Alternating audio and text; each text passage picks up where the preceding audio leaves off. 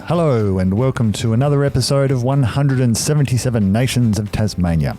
Imagine, if you will, living in an archipelago of 115 idyllic islands in the Indian Ocean, blessed with innumerable sandy beaches, mountain rainforests, coral reefs, and even seeing green turtles swimming in the azure waters. That would be the Seychelles. It's a nation of less than 100,000 inhabitants, but there are at least two in Tasmania. My guest for this episode, Anna, and her partner, Marcus. I talk with Anna, who now lives in Launceston in northern Tasmania, about her memories of growing up in this seeming island paradise, a lifestyle which has some parallels perhaps in Tasmania. Now, her partner Marcus came to Tasmania over a decade ago to study at the Maritime College and now works on the Spirit of Tasmania. But Anna came here a little more recent, and I'll let her tell you more about what life is like in the Seychelles and how she's been enjoying settling down in Tasmania over the past few years.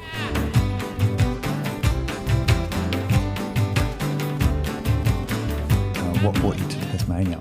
I had originally thought about continuing my studies, basically. The options were going to London, going to Melbourne, or coming here, because Marcus was here. So it just made sense for me to move here and be with my partner. So I started doing the whole process of looking into a student visa, and then I was able to get into TAFE. So I did TAFE for 1 year, and then after that 2 years at UTAS.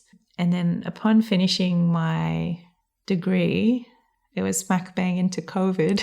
Oh, all right. So then we had to make a decision as a couple. Did I want to stay on, or do I want to move back? Because obviously my son is in the Seychelles still. But the decision I made was to stay here, but now we're also in the process of getting him here so he can be with us. It was just a bit of a big decision for me, because obviously leaving my son behind was not easy decision to make, but it was just the cost of everything, being an international student and how things played out. It just would have been too much for us to take on at once. But now that we're all settled and I have a stable job and he's a bit older as well. So how old is your son? Oh, he will be 11. Oh, sorry, no, he is 11. He will be 12 in August. Okay. Yeah. So that's pretty young. So the last time I saw him was about 3 years ago. Oh, wow.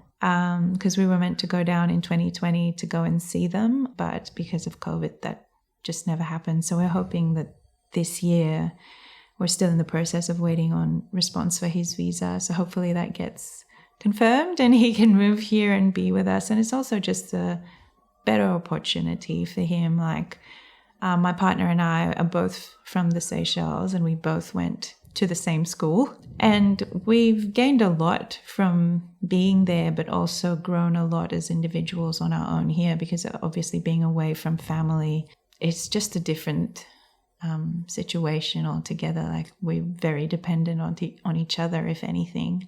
So that's what brought me here, and now I've decided to stay. If I understood rightly, you came directly here from the Seychelles? Yeah, so I literally lived in the Seychelles for 30 years, and then in 2017 I moved here to come do my studies and all that. I'd been to Australia a couple of times before on holiday and absolutely loved the other places, but then when I was deciding to move here and be with my partner, I absolutely fell in love with the place, because we're very much outdoorsy people, and we like camping, fishing, and hikes and walks and all that. So when I got here and I just saw how beautiful and green, and I just absolutely fell in love with the place. And I think something I always think back to is I don't think I would have gotten adapted as well in Melbourne as I have here. I think maybe it's a smaller town.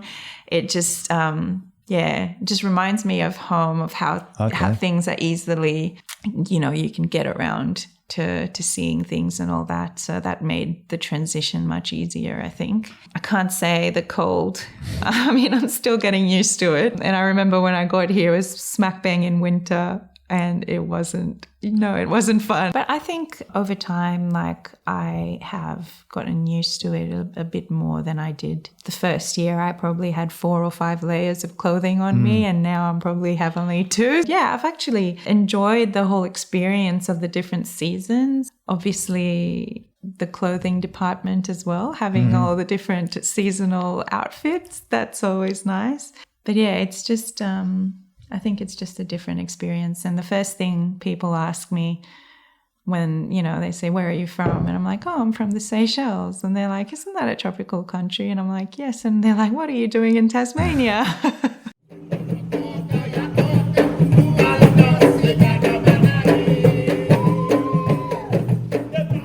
Tell me about the environment that you grew up in the Seychelles. How would you describe it? I grew up on the main island, which is Mahe, and my parents' place was just 10, 15 minutes from the city, if you can call it that, so the little town, which is Victoria. So the main island has about 70% of the total population of the Seychelles, and which is only 99,000, like I mentioned. And I remember that my mum always told me I learned English before I learned Creole, which is funny. I actually learned Creole when I went to the local school, but that's only because of my mum is an English teacher or was an English teacher, and my dad was a Kenya-born who moved to the Seychelles when he was 17. Okay. And he worked for Air Seychelles at the time as a mechanical engineer. So I learned Creole going to school, and I think my mum was always really involved with my education, of course, being a teacher. And being such a small island, everybody knows your mum once they know who you are. But I just remember having so many trees around the house, and the kids in the neighborhood, we would just climb up trees and take the fruits and eat them straight off the tree and then hide up there just talking. And I grew up surrounded by neighbors who were all boys. So that was something different as well. But I just got along with them. School was only 10, 15 minutes walk from the house. I grew up with my grandmother, whom I was really, really close with. And she passed away when I was 18, unfortunately. But I remember, most of my memories are of her. And even nowadays, when I'm talking to my mum or to my sister, there's always something that comes up and we remember something of her, because she was such a big part of our lives. I remember watching her preparing local food, the stuff that we would, grow up eating. I remember the beach being such a big part of my life. Every Sunday, Saturday, my dad would take us down to the beach. Obviously, being a child, as I grew older, I had interests. So I would play darts. Darts? Darts, which was a bit of an influence on my mum's side because she plays darts. Okay. And on my dad's side, I did go-karting. So the complete two opposite. But I was also a child who was very inquisitive. I loved to read, and I still do. I don't have as much time now as I wish I could have or put aside for reading, but reading was such a big part of it. I was not a very sporty kid, but I did get involved with a lot of public speaking competitions and essay writing and all that. So I would say that I was a bit creative in that way. You mentioned that you have memories of your grandmother cooking. What sort of things were typical dishes in the Seychelles? Well, the typical dishes you would have, of course, seafood.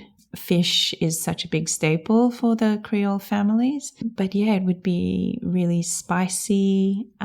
So there's a lot of influence of Africa, Asia, and Europe in terms of how the people look, basically. And also the cultures are shown then through our cuisine.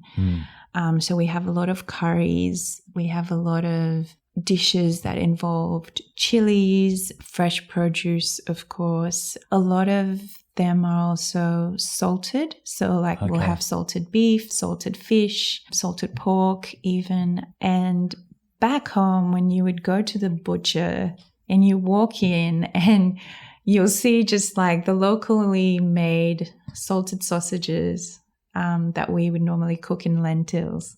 And that's something I so miss. I can't seem to find the right sausages here to do it with. And then you would also see blood sausage. Okay. So that was also something that is quite popular back home. But then just grilling large snappers and trevally and all that, like groupers as well. And that's something that's just... Yeah, you go to someone's house for dinner or a party, there's always a whole grilled fish there.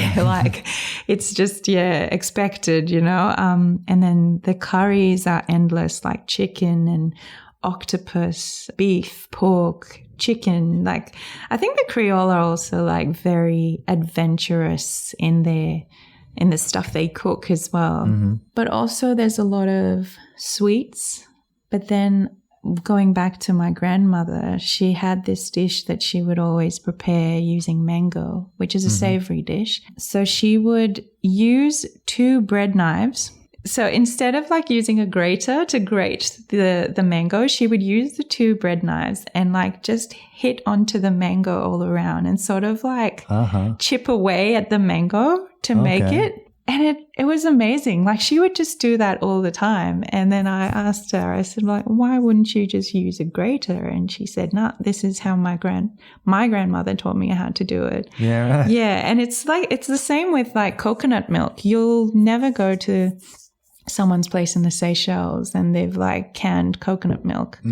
It'll be done fresh from the coconut. They'll sit outside and just grate at it. So those small things like that, and the whole experience of even when we cook something here and it turns out to be 90% of what it could be back home, it just brings memories to both of us, and it's something so special, I think, for us. And I think my mom knows that we miss those little things, so sometimes she posts little care packages with all the biscuits and treats that we like from back home. So we're very thankful for that. The Creole food is just something very different, and definitely something that if you go there, or we've had friends come here and we've cooked for them and they've just been mind blown by how good the food is. And obviously we love chilies. It's a bit spicy, so we need to tone it down sometimes. But they're all really happy with tasting the food that we're able to share. And that's something else about the Seychelles culture, is that we just love to share and give. And it's always done with a smile. It's always, there's somebody who knows somebody will just pass it on. And do people grow a lot of their own produce? Do they have small, I know in some island communities, just because they're islands, they have sort of small farms of animals. And I think the immediate surrounds from the town, there aren't that many, because obviously the houses are quite close to each other. But the further away you get from the town area, the more the lands are bigger, and you will find that people do tend to grow their own produce. But a lot of the produce that is sold in the market are all like people just growing it at home and then taking it to the market and selling it. It's nothing mass produced or anything like that. So even the butchers, you will have people who will have a specific butcher and go to town every week and go to that person, because they just know the quality of the produce, or they know the person. And knowing the right people as well always works. Yeah.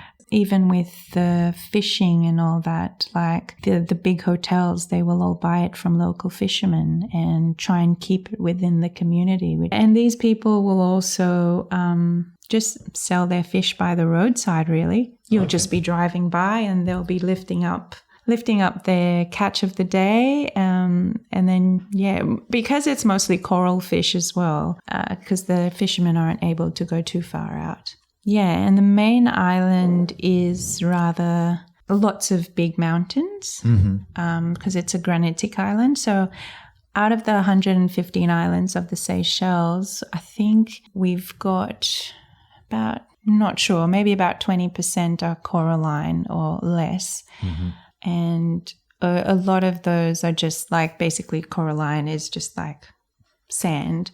Yeah, like an atoll. Yeah, and majority of them, though, are just these big, massive boulders. And you get to see the interesting part about visiting is that all the islands are different. They are all unique in their own way. And the Seychelles is also known for 2 UNESCO World Heritage Sites. Okay. So one of them is the second largest atoll in the world, which is Aldabra. And the other one is Vallée de Mai, which is a sort of like a reserve on the second largest island, Pralin. And within that reserve, we have what is also considered to be the largest nut in the world. And it's endemic to that place. Oh, I think I've heard about that. Yeah, the coco de mer. So the coco de mer can get up to about 30 centimeters in size and weigh up to about 18 kilos even. And that's something that's endemic to the Seychelles. And I think a lot of us are very proud to say that we have that, and it's part of our heritage.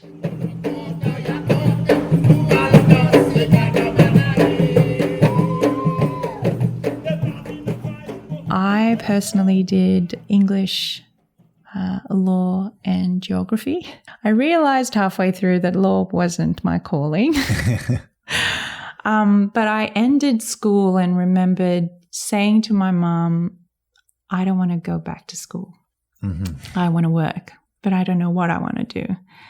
So then my cousin, who worked in a travel agency, she said, would you be interested in doing sales and marketing? So I was like, I never actually thought of that. And she said, well, we don't have an opening yet, but if you want to start doing something else in the meantime, that could be an option for you. So I did 18 months or so at the airport. So just welcoming guests into Seychelles and all that. Got to meet a few interesting people. So Ashley Cole and Zinedine Zidane were 2 of the highlights for me. And then after that, I moved into the sales and marketing department. So over the years, I've covered quite a good number of things in the tourism and hospitality. So I did the 2 years in marketing, and then I did some rates and contracting, all for the same company. And then after that, I thought I'd give a go at hospitality. So I moved to working for sales and marketing still, but for a hotel. The hotel itself was based on a little island that's about half an hour's flight from the main island, Dennis Island. Beautiful. I still love that place even today. And I still rave about it. So I had a chance to go there a few times. And I remember my most profound memory was being with a group that were visiting the hotel from a tour operator in Europe. And we went snorkeling, and just 20 meters off the beach, we were swimming with 6 green turtles. Oh, wow. And it was the best experience ever.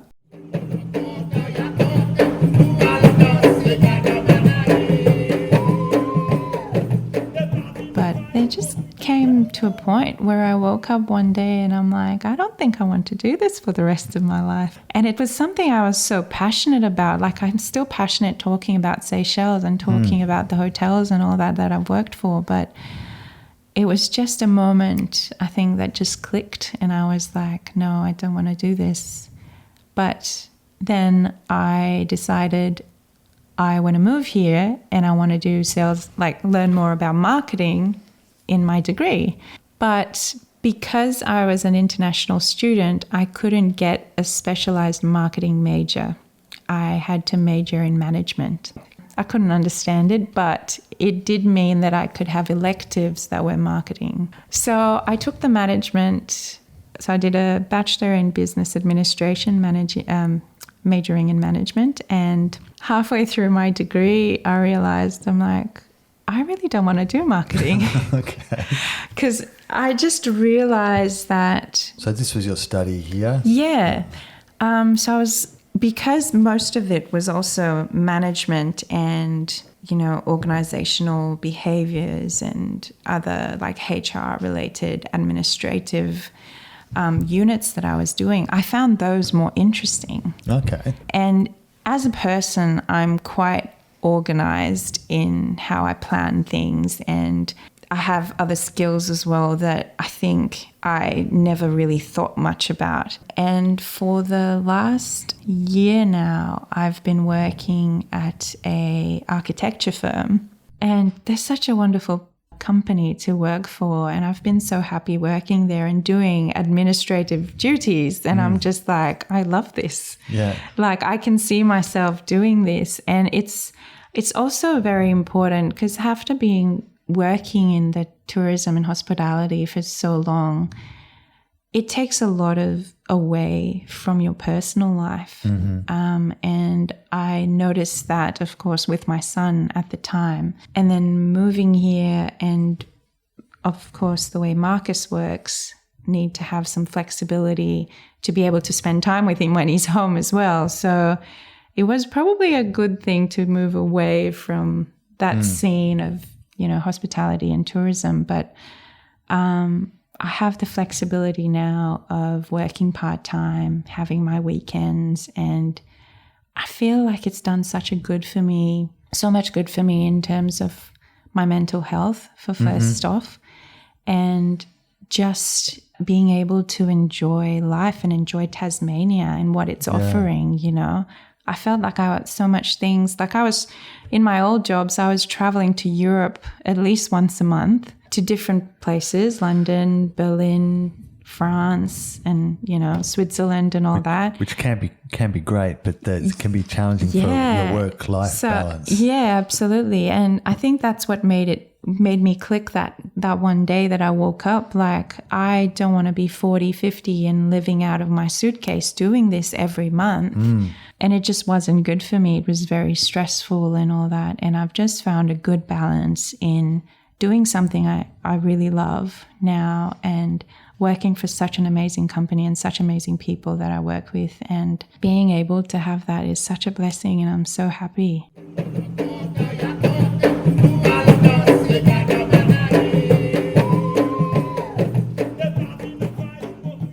What's the family unit like in Seychelles? Like, is the extended family an important part of life? It is very important. Something that you will notice is that parents have their home with the children, and then the children grow up and they build on the same piece of land as the family. Yeah. Especially on the further outer islands, that's very common. But you do have the other smaller islands where they move to the main island, because obviously there's a lot more happening there and a lot more job opportunities as well. A lot of the Seychelles also work on the outer islands, because obviously the outer islands have a lot of resorts. So they would live on the island and work on the island. And that kind of takes them away from everything else. They can come down at least, I think, every 3 months or so to the main island. But yeah, the family is so important to everyone. So everyone's close-knit and everybody's checking up on each other. And like I said, everybody knows each other or knows each other's families, or, But is that sometimes a bad thing when they do? Do you have people gossiping? And there's a lot of gossip. Yeah, there's a lot of gossip, I'm sure. But I think aside from all that, like being so close to your neighbors, they become part of your family eventually. Because I remember my next door neighbor, He was 2 years older than me, and we were best friends.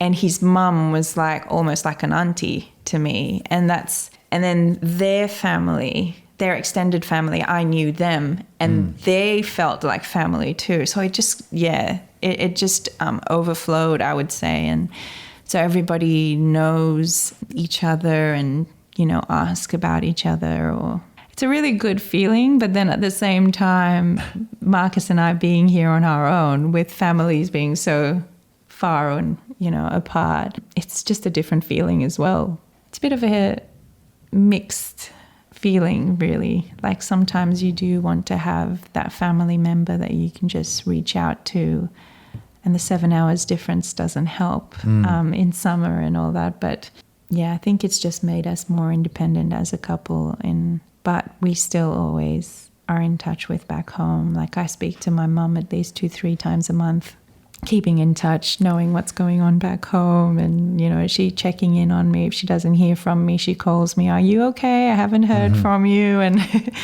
and even the family and friends that we have on the mainland, they're always checking in to see how we are. And I think that's part of the community as well. You're always watching out for your fellow Seychellois. It's so close-knit that, the shopkeepers, like in every little village, you've got 2-3 shops and they all know you by name. Like you go there and they'll talk to you and, ask you about your day. And you walk on the streets and you're just saying hello. The whole 100 meters that you have to walk to the shop, you're just saying hello, and stuff like that. And yeah, it's nice. Oh, it's a little bit like some parts of Tasmania, I guess. Yeah. Well, a place that Marcus and I really love is Bruny Island. Oh, yeah, I was just thinking of that. And I feel like every time we go there, I keep saying that I just feel like it's just a drop from the normal pace. And that's how you feel when you get off the plane in Seychelles and you go out and try and find a taxi or something. It's just a different pace of life, and it's a whole different feeling as well. I was going to ask you about the Creole you speak in Seychelles, because, of course, there are lots of Creoles all over the world. What's the Seychelles Creole based on? So to have a bit of history behind that, so initially we were a French colony, and then after that, a British colony. And then we had independence in 1976, which is not that long ago, really, when you think about it.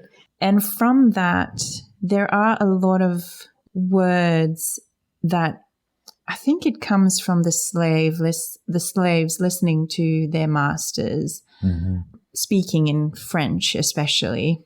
And there were a lot of like the sound, like if a French person is listening to us very particularly while we're talking in Creole, they will understand a few of the words that we're saying. And I think also that explains why French is taught in schools and is quite, is mandatory, just because it's easy for us to understand from Creole where that French language is coming from. But aside from its sounding, it's a lot more of like a roughed up type of French. Yeah.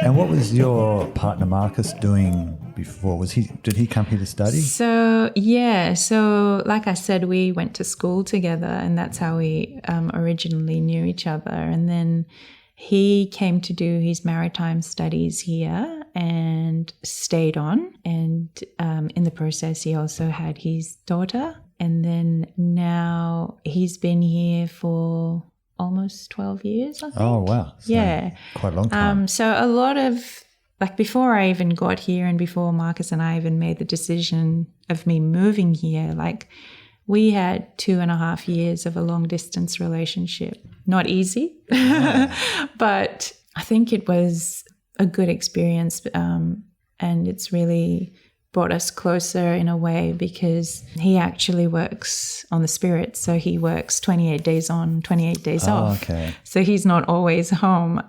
So having that time apart doesn't feel as bad as what it was before. And we've gotten used to the lifestyle of that. If you can manage a long distance relationship for that amount of time Yeah. and then still be able to live together after that, Yeah. so that's a pretty good sign. Yeah. Because when I first got here, we were renting, and then at the end of 2017, we bought this place, and we've been here for about 4 years now. So yeah, it's been really nice, I have to say.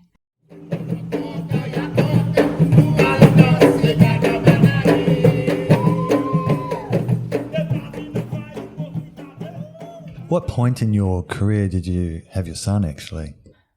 I was 23, I believe, when I had my son. So still very young, and I was previously married. And then after that, had my son with me. I mean, it was a very difficult time for me because obviously because of my work, I feel sometimes is why I felt that maybe my partner was able to get custody over him rather than myself. But then now he recently, last year when we were talking about him possibly coming here, he was the one who actually reached out to me and told me that he wants to come and live with me now. Okay. So it's taken a long time to get to this space, but I still look forward to being even more part of his life and still being able to make a change. Like I call him once a week, sometimes twice. And he's growing up to be such a big, tall boy. He's 1.62 meters, which is really high for his age. So, yeah. But he's quite tall and he's quite thoughtful. And yeah, we're just looking forward to being able to blend our family and have everyone here together. Yeah. And does he know much about Tasmania, or is he? Yeah, so he and my mum visited in 2018. Okay. So that was the last time we saw him. He came and he spent 7 weeks with us. And Marcus's mum came up as well. So it was really nice to have all of them here with us. And he just loved it as well. Like he was always, let's go here, let's do this. And even when he talks to me now, he's like, you remember that place you took me to? And I'm like, yes.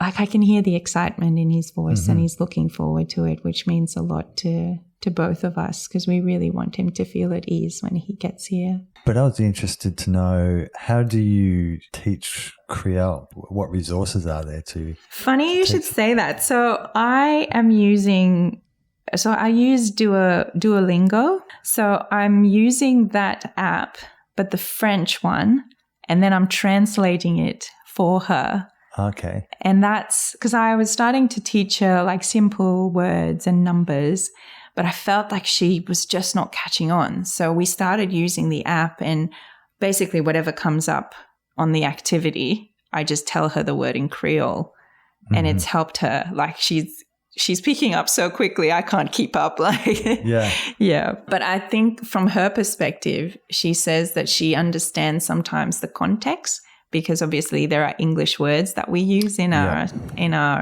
conversations, but when we speak really fast as well. So for her, it just sounds like blah, blah, blah, blah, blah, blah. Like you can't keep up with it. So while teaching her, we also have to slow down pace, our talking pace as well.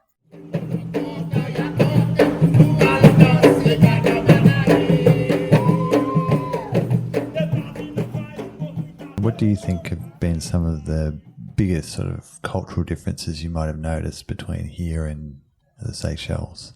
I struggled with understanding lingos when I first got here. Okay, you mean like slang? Yes. And my first job here was at a restaurant.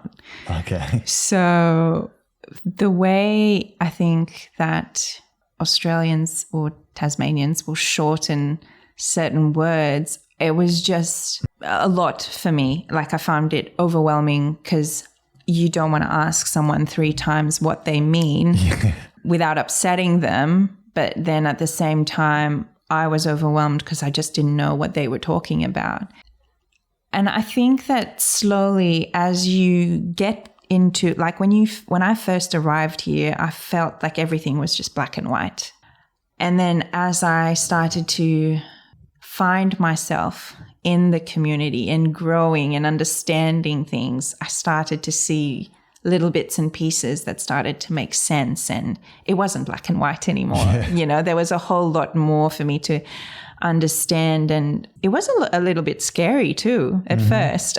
We joke about it now, but there were just things that I wasn't used to doing back home, and when you get here it's all independent and you have to do it on your own, like filling up your fuel tank. That's done by someone back home. Like, that's a paid job for someone to do that for you. And what about getting to know people? Have you found that easy to do here? I think I'm a pretty out there, friendly, bubbly type of person. I remember telling Marcus the first time I was out and about alone that I was like, I kept smiling to people, but not everyone would be smiling back. Yeah. And he's like, yeah, you're not going to get, back home, anyone you see you smile, they will smile back. And I don't want people to think that I'm a crazy person walking down the street just smiling to people, but.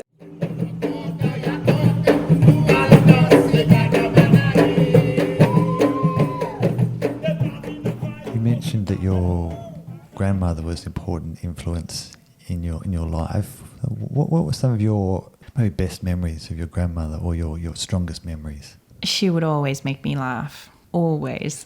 The silliest of things. But she was also a very strict person.